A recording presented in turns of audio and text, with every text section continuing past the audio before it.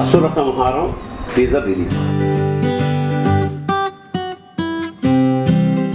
జనరల్గా మనకు మానవ జీవితంలో పెద్ద కాన్ఫ్లిక్ట్ ఏంటంటే మంచి చెడు ఉండడం. దురదృష్టవశాత్తు చెడు ఎప్పుడు మానవ జీవితం మీద దాడి చేస్తూ ఉంటుంది. దాన్ని మన శక్తులు సమీకరించుకొని చెడుని చంపేసి మంచిని నిలబెట్టాలి. రాచకొండ విశ్వనాథ శాస్త్రి గారు ఒక మాట చెప్తారు, మంచికి చెడు, చెడుకి మంచి చేయకూడదు అంటారు. అలాగా చెడు ఎప్పుడు చావాలి, మంచి ఎప్పుడు గెలవాలి. ఈ సినిమాలో కూడా ఒక ఇంట్రెస్టింగ్ టాపిక్ ఉంటుంది. ఆ టాపిక్ మీద హీరోయిన్ పోరాటం చేస్తుంది. ఆమెకి ఆలంబనగా అనుసరణగా భరణి గారి క్యారెక్టర్ ఉంటుంది. సో చివరికి ఇద్దరు కలిపి ఆ అసుర సంహారం ఎలా చేశారనేది సినిమా అవుతుంది. అందుకని ఆ టైటిల్ ఎంచుకున్నాం. అసుర సంహారం పేరు కొంచెం వినగానే బాగుంది అనిపించింది. మిథున ప్రియ నన్ను ఫోన్లో కాంటాక్ట్ చేసి దర్శకుని తీసుకుని వస్తానండి, కథ విందురు కానీ ఈ సినిమాలో మీరు చాలా ప్రధాన పాత్ర అంటే వచ్చారు. ఒకరోజు ఇతను కేకే మన దర్శకరత్న దాసరి నారాయణరావు గారి దగ్గర చాలా కాలం పనిచేశారు. దాసరి గారు అంటే ఒక ఇన్స్టిట్యూట్ మనకి తెలిసి దాదాపు 100 మంది దర్శకుల్ని ఆయన క్రియేట్ చేయగలిగారు. ఆయన మహానుభావులు. నాకు పర్సనల్గా కూడా పరిచయం.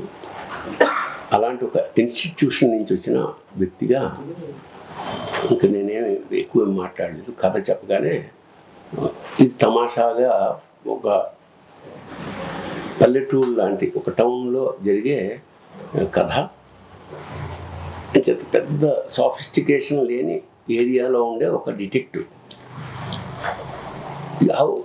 అంటే ఎలాగా అక్కడ జరిగిన క్రైమ్ని తన మేధస్సుతో ఎన్ని అవాంతరాలు వచ్చినా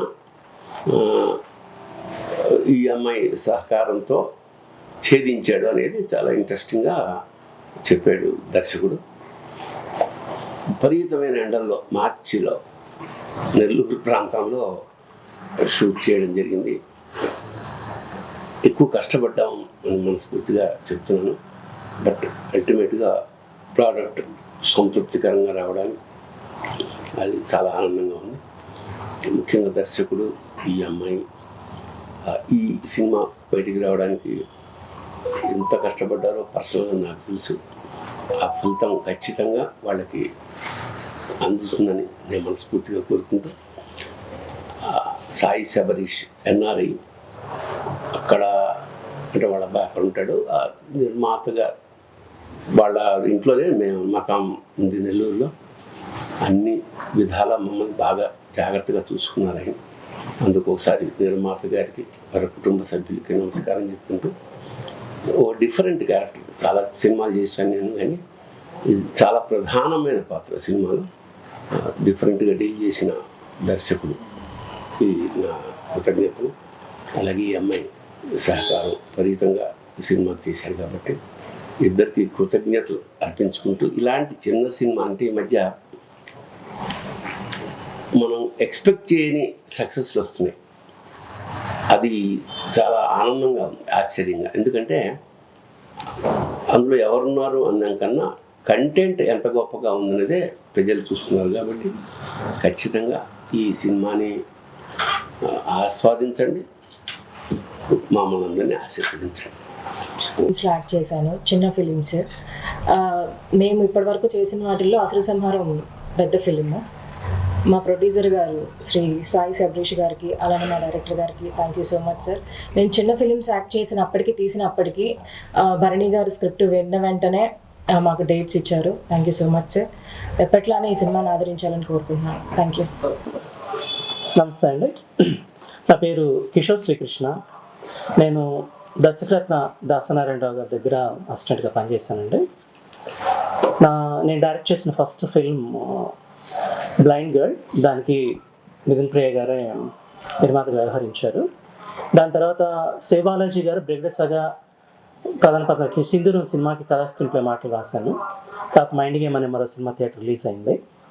ఇప్పుడు శ్రీ సాయి తేజ సెల్యులాయిడ్స్ బ్యానర్ మీద అసుర సంహారం అనే సినిమాను రూపొందించాను.